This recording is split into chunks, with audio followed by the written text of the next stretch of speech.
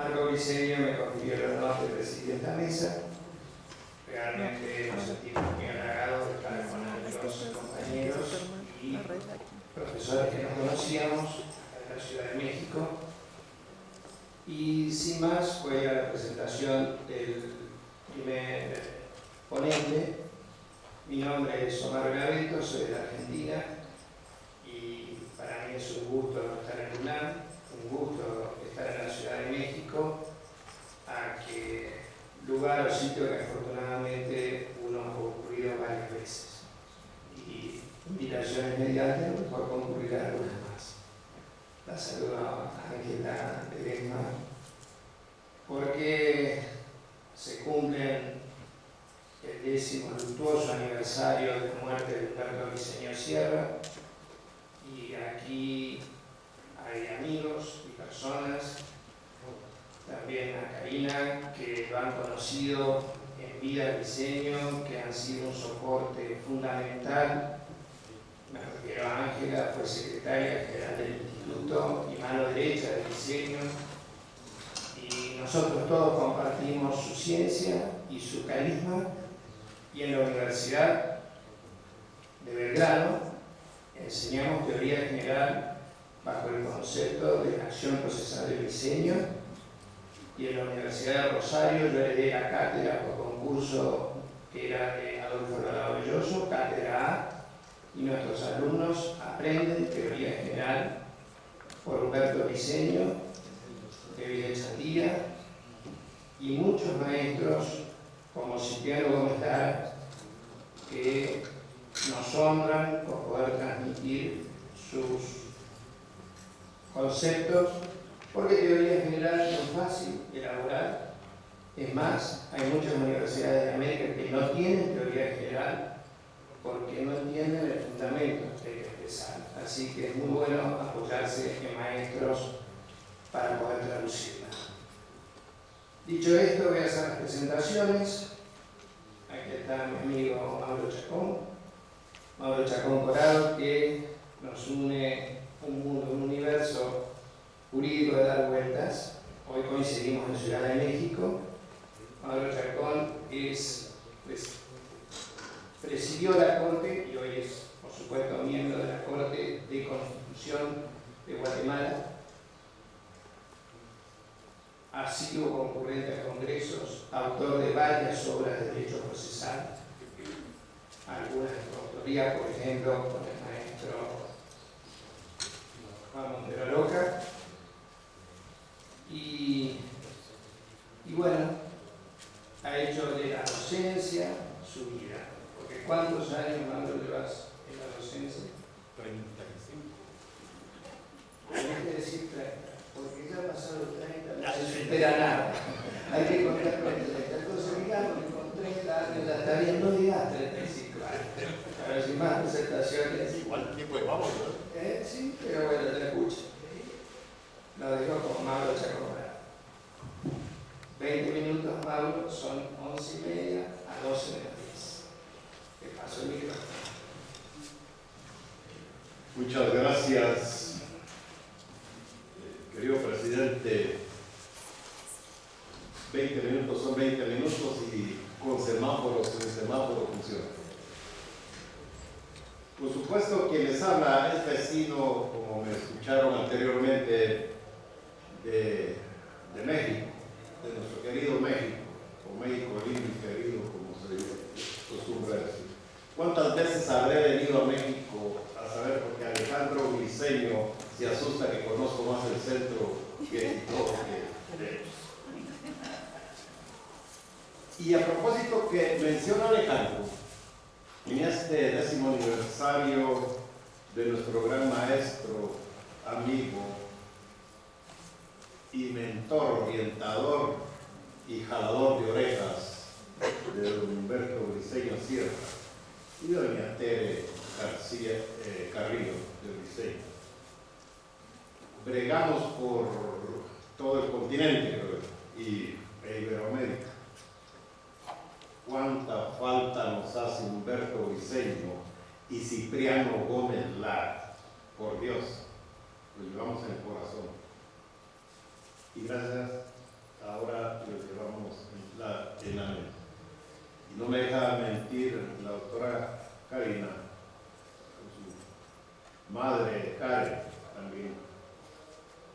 padre hasta nos filmó un documental de todos los congresos a los que asistimos y nos regaló el video.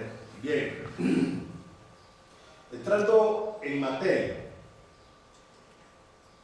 nosotros que bregamos, que nos hicimos al garantismo procesal, a una escuela garantista, entonces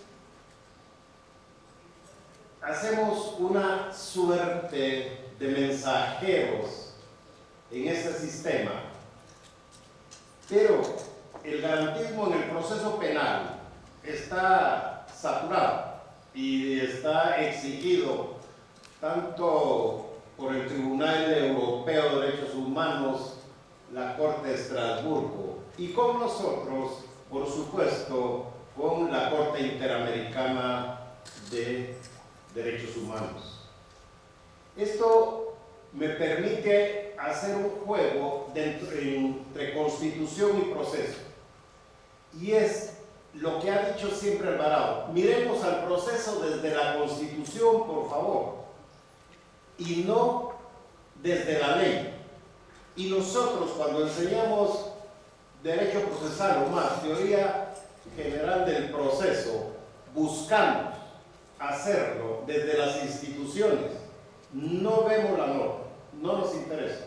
Y les he dicho, la norma de un plumazo me la bota el legislador, la Constitución no.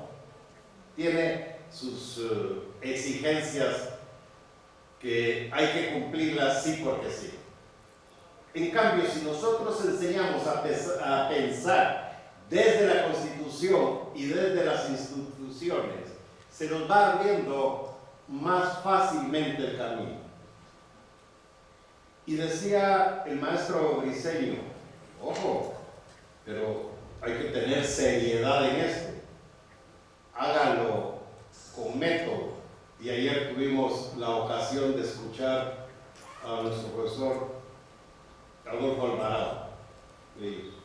Adolfo es el fiel traductor, junto con nuestro recordado amigo Cipriano Gómez Lara, o el doctor maestro Cipriano Gómez Lara, que fueron los traductores de Briceño Sierra. Y es que cuando uno se involucra se da cuenta que con método llega más fácil a la meta, sin buscar la meta traspasando o ignorando el método.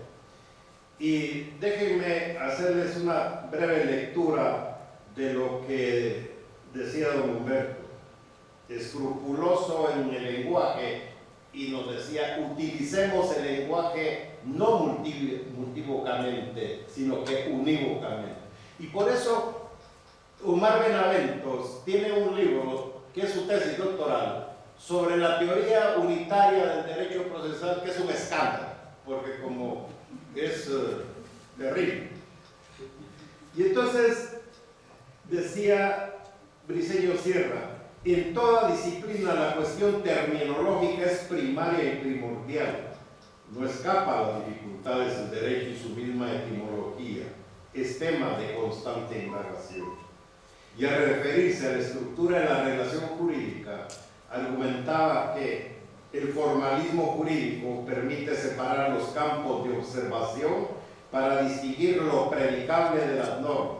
Fíjense, para distinguir lo predicable de las normas. Y Adolfo explicaba muy bien ayer cómo se distinguen los tres tipos de normas. De aquello que resulta ser la intención de los conceptos, habrá pureza, no metódica, sino técnica, cuando las proposiciones invaríen datos del mismo orden. Si se analiza el juicio jurídico, no será pertinente involucrar cuestiones políticas. Si se atiende a la libertad igualándola a la soberanía, no se estará contemplando la normatividad. Del diseño sigue la técnica, porque es necesario invariar los elementos, combinarlos hasta lograr el ajuste idóneo. Pero a su vez, la técnica sin el método es inconcebible. El método cuantifica, es lo que en el derecho se conoce como terminología. El método, pues, consiste en precisar el objeto del conocimiento a través de su nombre. Y así decía, tenemos acción, jurisdicción y proceso, que nadie entiende qué es eso. Y él lo explicaba, por supuesto, con su propio método. Y ahora veamos que ese método tiene que imponer, no de forma arbitraria, una tesis o una de tantas tesis para hacer las debidas conexiones posibles de la palabra con los hechos. Lo mejor será en todo caso dirigir la atención al objeto y luego denominarlo, pues lo contrario será siempre funesto. Y él no era muy amigo de definir muchas veces las instituciones, decía, ¿para qué? Si eso es lo que nos da lugares a equivocarlas o a utilizar con los estudiantes una enseñanza que sea inelegible. Bien. Yo he predicado que en Latinoamérica pocos países tuvieron se salvaron, pero por muy poco trecho, de los autoritarismos y de los gobiernos de fuerza, de los gobiernos militares. Si uno arranca desde Guatemala hasta la Tierra del Fuego, estaba impregnada toda de militares. Es decir, nos queríamos librar de los alemanes con Hitler, de Mussolini en Italia, los camisas negras, de Franco en España, pero teníamos nosotros nuestros propios engendros acá. Y esto lo que hizo fue vedarnos el acceso a la Constitución. Existían constituciones formales en muchos países. Por ejemplo, en la Argentina, yo, por la experiencia guatemalteca, nunca me expliqué por qué con el golpe de Estado mantenían la Constitución, si se desbarataba todo el aparato supuestamente democrático, constitucional o republicano inclusive. Y de esa cuenta, cuando uno aprende, o nosotros aprendimos derecho constitucional formal, con estatutos de Estado, con jefes de gobierno, y aún todavía tenemos el recuerdo de los tristes tribunales de fuero especial. Entonces, ¿qué constitución le podíamos, o qué derecho constitucional le podíamos enseñar a los alumnos si no teníamos los cimientos? Con el transcurso de los tiempos, cuando se pasa de la década perdida de los años 80 y cuando se atiende a la función que realiza la Corte Interamericana de Derechos Humanos, empieza a permear a todos los países, a exigirle que cumplan con el respeto a los derechos fundamentales y derechos fundamentales en general. De esa situación es que se empieza ya a pensar en el proceso desde la Constitución y es decir uno, bueno, si tanto Mayer, Binder, Caferata en Argentina y incluyendo a de la Rúa, por supuesto, que nos enseñaron, no necesitamos de Código Procesal Penal, basta con la Constitución y la jurisprudencia de la Corte Interamericana y que se entienda cómo se trabaja con el criterio de convencionalidad y cómo integra el bloque de constitucionalidad para poder formar un verdadero proceso. En España, si no me equivoco, prefieren el proceso justo antes de dirigirse al debido proceso, es decir, el due process of law es un corte de corte inglés. Y entonces hace mejor, vamos al proceso justo, a la tutela judicial efectiva que ya nosotros y la Corte Interamericana la ha hecho efectiva en estos años.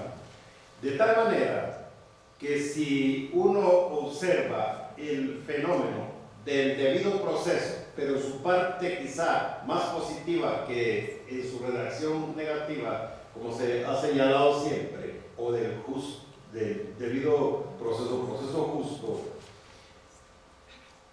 vemos que en Latinoamérica principiaron a insistir en ello dos procesalistas constitucionalistas de enorme peso. Uno de ellos, Eduardo J. Couture, que fue el más visionario que tuvo esa parte del continente, y a quien Fitzamudio lo ha seguido, y con la suerte que contamos todavía con su presencia física y sus conocimientos. Y entonces, ya decía también lo de ahora los profesores peruanos, pero volviendo a Couture y a Fitzamudio, si uno se toma un concepto de la Constitución como el vértice normativo, o el vértice normativo de cualquier ordenamiento jurídico, habrá que hacer un pensamiento muy sencillo para ubicar 4 o 5 estamentos que nos permitan comprender el debido proceso y que hoy me ha aliviado bastante en cuanto al tiempo la doctora Parra. Y decía que, o sea, se ha dicho que la transgresión penal, la persona implicada cuente cuando menos a ser juzgada por medio de un proceso legal, pero no un proceso cualquiera, un proceso constitucional, ante un juez o tribunal imparcial. Adolfo le admite o le agregamos imparcial y anteriormente. Cuando se habla de juez competente y se refiere a la competencia, todos los autores le hacen énfasis en la competencia objetiva y la competencia subjetiva, pero en el actuar del juez. Pero esta competencia también exige, así como en la práctica el acusado o sindicado puede tener el defensor de su confianza para que con todos sus conocimientos pueda llevar a cabo una efectiva defensa. Se ha venido exigiendo que también el juez debe ser competente, pero no en su competencia objetiva, sino en la parte subjetiva, a que efectivamente sepa aplicar la Constitución y el derecho, y no un juez cualquiera, porque entonces nos salimos del juez natural. Cada vez se va presionando más, porque como los derechos fundamentales están mucho más protegidos, están en una cápsula. Y he hablado de una parte, otra, que se le permite el más amplio ejercicio del derecho de defensa, explicado con claridad anteriormente, que sea considerada como inocente hasta que un tribunal dicte sentencia, finalice las etapas procesales y la sentencia que define. Y además, que le permita hacer uso de los medios de impugnación necesarios para su defensa. En tal sentido, ha sido exigente la Corte Interamericana, también los tribunales nacionales, en que el medio de impugnación se debe tratar de un recurso sencillo, que lo pueda tener, comprender y resolver un juez en la misma forma que el ciudadano de a pie lo deba comprender.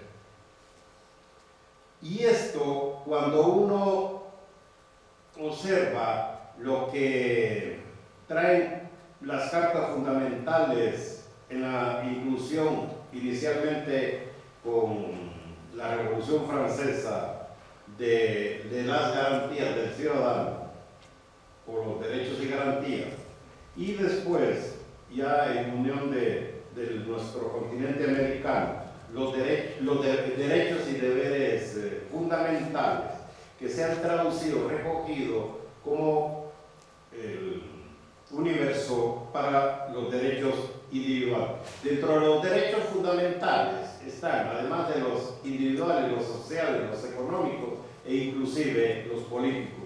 Por eso es que en las constituciones o los internacionalistas han clasificado también los derechos en distintas generaciones. Creo que vamos por la cuarta. Pero bien, Briceño decía, bueno, si vamos a pensar en proceso, si vamos a pensar en una acción, en una reacción, ¿y esto cómo se explica? El proceso a través de una serie de actos proyectivos, porque es un diálogo permanente. Yo argumento y mi demandado o acusado contraargumenta. Es decir, el diálogo permanente para ir desarrollando la serie de procesos de actos proyectivos. Y de eso era, como decía, la instancia bilateral necesaria y de necesario cumplimiento para el respeto a un debido proceso legal. Y nosotros empezamos con, ya cuando las reformas a la enmienda 15 y a la 14 de la Constitución americana, o de Estados Unidos, que fueron introducidas en 1789-1868. Y con el famoso caso Marshall, que fue el que abrió los ojos para todo este continente indoamericano. Dice Vixamudio que uno de los aspectos esenciales del proceso legal es el derecho o garantía de defensa en juicio, de defensa o de audiencia, el cual no puede desvincularse de la acción procesal, puesto que la misma tiene carácter bilateral y no podemos concebir actualmente esta última instancia a través de un procedimiento que permita esa adecuada intervención de las dos partes. En lo que pocos autores que se dedican al derecho procesal hacen hincapié es en los derechos que recoge tanto la Constitución mexicana con mucha claridad como la Constitución salvadoreña y otras más en su reforma, que además le leo en una vinculación directa con el artículo 8 de la Convención Americana, o Pacto San José, que se refiere a las garantías sociales. Toda persona tiene derecho a ser oída con las debidas garantías y dentro de un plazo razonable por un juez o tribunal competente, independiente e imparcial establecido con anterioridad.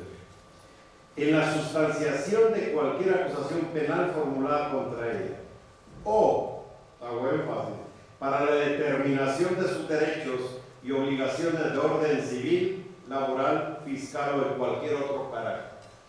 Nosotros, para evitar la confusión que hay, hemos conversado tantas veces con el doctor Benaventos, y entonces preferimos decir el derecho penal y las materias no penales para incluirlas todas.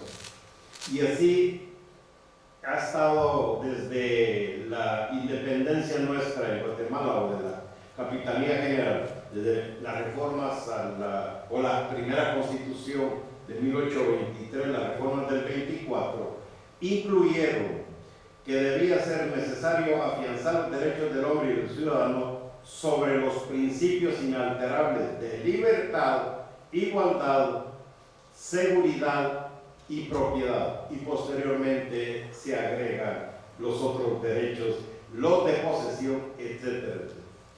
De tal manera que ahora hay tanta doctrina decantada tanto por los tribunales constitucionales, las salas constitucionales, como en el caso también de México y Argentina, que las propias cortes se han vuelto ahora constitucionales y han dejado de ser las cortes tradicionales.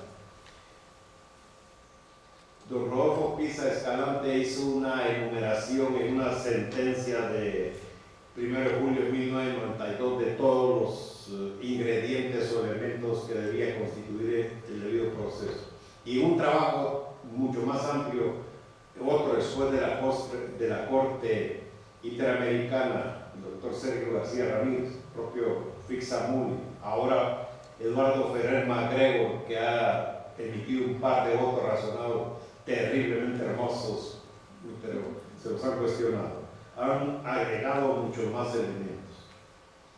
Y esto debido al proceso y esa acción bilateral, los presupuestos procesales de cada una de las etapas de ese proceso, que nosotros entendemos muy fácilmente en cuatro fases, de la afirmación, la negación no necesaria, la confirmación y el derecho a la impugnación, se nos hace más fácil su comprensión.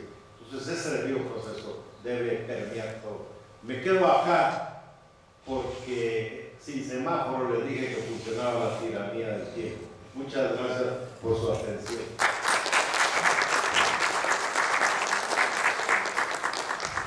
Gracias, Mauro, gracias por sujetarte al tiempo.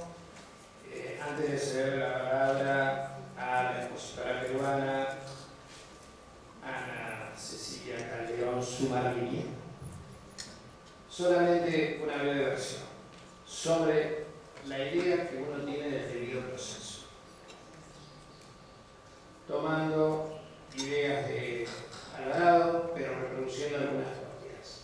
Hay 5 principios positivos con los cuales se construye un debido proceso, y luego hay reglas técnicas de debate. Algunos autores han enunciado 123 principios, por lo cual, como se sospechaba que el derecho es un tanto científico, cuando uno confronta esto puede llegar a concluir que es un tanto científico. Pero un debido proceso no puede construirse sin igualdad de los parciales, en el sentido de igualdad de postulación, de defensa, de confirmación, de alegación y de impugnación. Estricta igualdad de los parciales. Imparcialidad, imparcialidad e independencia del juzgador. No vale fijar. Transitoriedad de la serie. Todo proceso que dura ad eternum no es un proceso. Por eso la Corte Interamericana mandó a resolver los procesos en tiempo razonable. Eficacia de la serie. El proceso es una serie lógica que principia con la afirmación, sucede con la posible refutación, la confirmación, la validación, sentencia e impugnación. Y luego, licitud de la serie. Con esos 5 principios construimos una estructura, una base del debido proceso. Que si luego hay oralidad, para mí la oralidad en el proceso penal es un principio, es un rostro del principio de igualdad de los parciales. Porque la escritura en el proceso penal desiguala a los parciales. Que oralidad de escritura, en el sentido de lo expresé, que preclusión estricta o preclusión amplia, que tribunal colegiado, tribunal unipersonal, esas son reglas técnicas de debate. Podemos incluirlas o sacarlas y vamos a tener un debido proceso. Si excluimos alguno de estos 5 principios enunciados, lo que tendremos será un trámite parecido a una suerte de proceso, pero no un auténtico proceso, y mucho menos el proceso ideado por las constituciones liberales. Voy ahora hice un pequeño abuso de mi función de presidente. Ana Cecilia Calderón Zumarriña egresó en magíster en Derecho Procesal en la Universidad Nacional de Rosario, me ha tocado el honor de ser su docente. Es magíster en la Universidad Federico Villarreal, es docente de posgrado en diversos lugares de Perú. En Perú se capacita mucho, fundamentalmente los fines de semana. Créanlo ustedes o no, hasta el domingo. Esa será la vocación jurídica que tienen los peruanos, pero así. Y realmente está inclinando sus estudios sobre el derecho procesal constitucional. Así que tengo el gusto de ceder la palabra por espacio de 20 minutos. Son 12 minutos. Buenas tardes a todos. Es para mí un honor estar aquí en esta universidad prestigiosa del UNAM y el hecho de estar en México también, ¿no? Me acuerdo que de niña veíamos las películas de Cantinflas o solíamos ver a la doña, ¿no? Y decíamos qué lindo este país, y es un sueño realizado. lo común que puede ser la cultura peruana con la cultura mexicana. Tenemos casi las mismas deidades, los incas y los aztecas. La comida es muy buena. Yo pensaba hacer dieta estos días y no olvídense. He probado de todo y es muy rica. Somos muy parecidos porque nos gusta el picante, ¿no?